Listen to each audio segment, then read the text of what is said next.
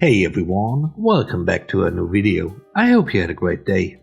Let's take a look at some new malicious compliance stories, where people conform to the letter but not the spirit of a request. Thank you for subscribing to the channel and for hitting the like button. Today we have 4 great stories. If you enjoy them, please subscribe and hit the like button. And now let's begin with the first story, shall we? The first story is called Travel Policy Tango. Our travel policy was very long and very prescriptive. What it wasn't was common sense. It expected us to take the most economical airfare to get to our client sites. Economical wasn't some magical algorithm. It just meant the cheapest based on what the travel system could find as the cheapest non-stop fare with the fewest stops. There was also a policy that all tickets were to be purchased in economy. Time for some malicious compliance. My preferred airline at the time was selling guaranteed upgrade tickets. The ticket was an economy ticket, but the travel itself was in first class.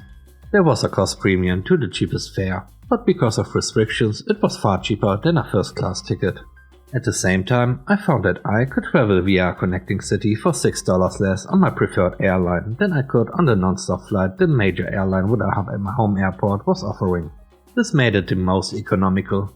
The system was configured to return the cheapest point-to-point fare. So by coming in under that non-stop fare and buying the economy ticket, I could travel how I liked.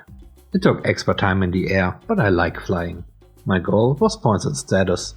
Through a common alliance, my home airline recognized these tickets as first-class tickets. So my status points accrued at 180 each week rather than the 30 points I would have if I traveled the vanilla method without upgrades or connections. I hit top airline status in about 5 weeks and within 6 months reached lifetime status that included free airlines launch access for life. The policy didn't restrict when we travel. I'm a night owl, not a morning person. I was able to travel on Sunday night, often leaving home close to my baby's bedtime. By getting to my destination the night before, I got an extra night towards hotel status, but also didn't have to get out of bed at stupid o'clock on a Monday.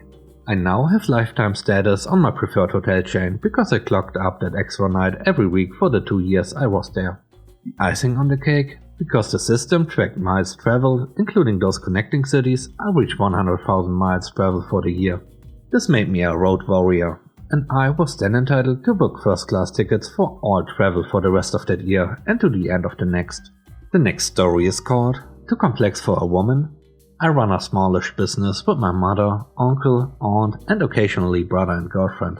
We sold fireworks, balloons and various stuff and decorations for events. It was a small town, not crazy busy but not sweating flies out of boredom.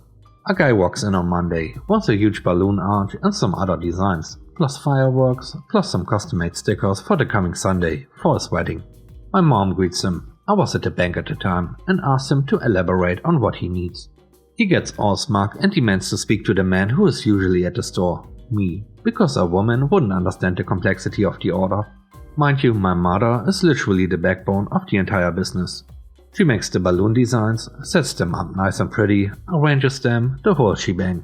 So she tells him to come back tomorrow when I'll be in. I come back from the bank, she tells me the story and tells me to handle it, although she preferred if we didn't deal with the idiot at all. And so, malicious compliance time. Monday goes by, Tuesday comes and I head to the shop. The dude walks in around 11 AM. My mom nudges me to let me know he's the guy. I start with the whole, hey, welcome, what can we do for you, blah blah. He starts telling me his complex order. I stop him, tell him I have to go to the bank. It's urgent and he can tell my mom what he needs. She will be more than able to help him. His face goes fully sour and asks when I'll be back. I tell him in 2 or 3 hours, give or take. He can either wait for me or come back tomorrow. He waits for an hour or so and leaves. Comes back Wednesday morning. Same story. I have to meet our supplier. We'll be out for 2 to 3 hours. He waits again for the 2nd day in a row. Thursday comes around. He walks in again. This time I fully intend to listen to him. So I grab a pen and a paper and I'm ready to take notes. He asks for 3 of our simplest balloon designs and the cheapest ones at that, in 3 different colors and some basic fireworks. He then asks if we can be at the wedding to set it up and light up the fireworks. After a certain level, fireworks must be lit by professionals with a specific license. I look him dead in the eye and let him know that I have absolutely no idea how to help him, seeing as the balloons and the fireworks are not my areas of expertise and he will have to defer to my mother. His face turns pale. He begrudgingly tells her all the same things he just told me, and she writes it down. She lets him know that he will be charged extra for the things he wants because we should have been told on Monday, and now we are going to have to spend all night making it. So it's gonna be an extra 40%. The price tag for all the stuff was around 1,000. He starts losing it, refusing to pay that much for the things and the service. Thing is, nobody else does what we do, at least not anywhere close. So my mother very kindly lets him know that if he had told her what he needed on Monday, instead of waiting for me, he wouldn't have to pay the extra 40%. And if he wasn't gonna book us on the spot, then the extra charge would climb, as we would have even less time to fulfill his order. He obviously agrees, because there was nothing else he could do, pays up and leaves. We went to the wedding, did our job, got paid, and he was probably mad as hell the entire time. The next story is called Micromanaging Goes Wrong. I had a horribly harsh, to the point of personal attack manager in my previous job. She was incompetent, inefficient, and micromanaged the heck out of everyone. At one point in time, she wanted everyone to fill out an Excel schedule reporting on what exactly we did by the hour, as she felt that we were working too slow. But in fact, most of the progress was held up by her.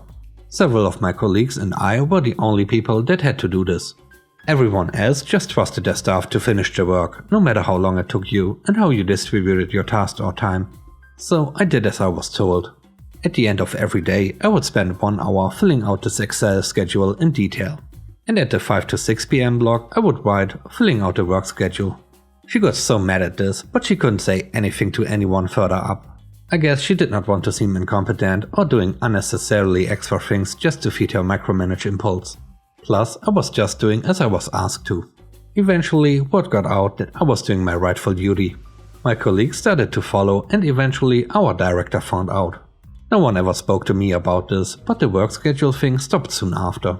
The last story is called How to Get Around a Stupid IT Admin.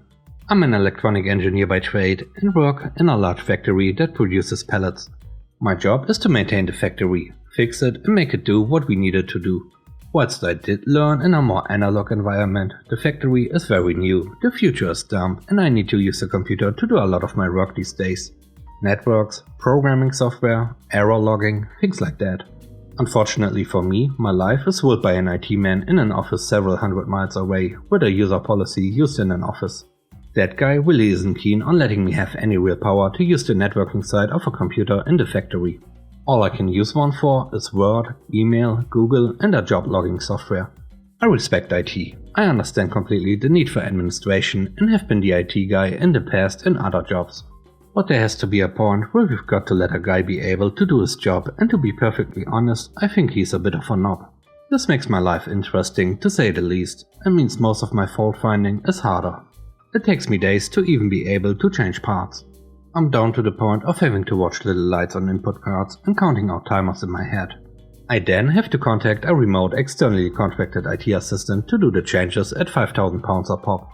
My bosses don't quite seem to grasp the issue every time I broach the subject, and after 2.5 years of this, I've given up trying and I'm slowly losing my mind. I can do it, but it's just a lot harder than it needs to be. Anyhow, context aside. I was asked to make a means of talking to an underfloor level, where the radios just won't talk to our repeaters. I decided the easiest way was to put a telephone in the control room down there. We live in the future. Everything is done over IP these days, not exactly rocket science. IT immediately starts being impossible. Will not let me add anything, and will not allow any expansion. Then produced a quote for them to do it in 6 months for an astronomical amount of money. They say that this is a task far beyond me, obviously. Fine then, if you're gonna be like that. 3 days, £87 from eBay, and 200 meters of telephone wire later, I have put in an analog telephone exchange from 1992. It has a gloriously awful synthesized voice, 90s hold music, takes bizarre programming via a phone plugged into one of its ports, has a port assignment for fax machines, and it is all in beautifully 80s beige in a sea of fancy futuristic black. My telephone system doesn't talk to the outside world. It sure as hell doesn't talk to a modem network. And it all works beautifully. And now it's your time to shine. Let me know what you think about the stories. On a scale of 1 to 10, how would you rate the stories?